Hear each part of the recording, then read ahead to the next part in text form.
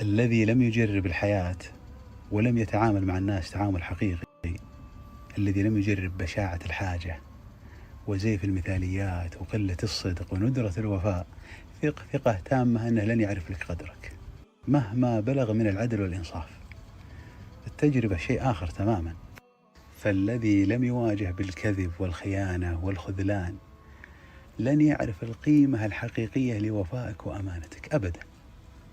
الذي لم يواجه بالقسوة والاستغلال واللؤم لن يعرف قيمة كرمك ولطفك وعفتك ومروءتك. لن يعرف قيمتك إلا من اصطدم بعدد من الأشخاص السيئين في حياته، من أرهقته العلاقات السيئة وبضدها تتميز الأشياء. وقد تحتاج هذه الرحلة المعرفية إلى سنوات طويلة. حتى أنت لن تعرف قيمة إخوتك وأصدقائك حتى تختلط بالغرباء، بعدها ستزداد محبتك لهم، ستنظر لهم نظرة أخرى. وما أصاحب من قوم فأذكرهم إلا يزيدهم حبا إلي هم.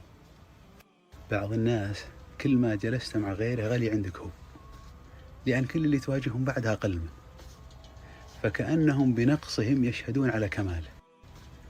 شيء عجيب مرة، بس أنهم متفقين معهم.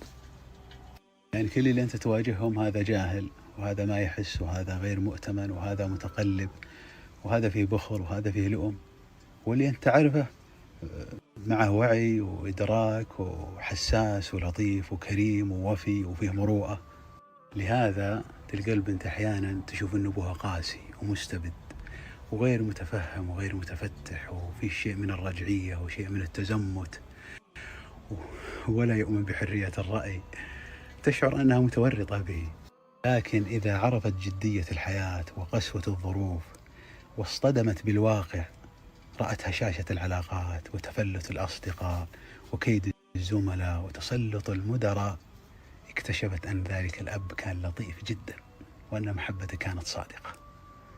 غضبت على عمرو فلما فقدته، وجربت أقواما بكيت على عمري.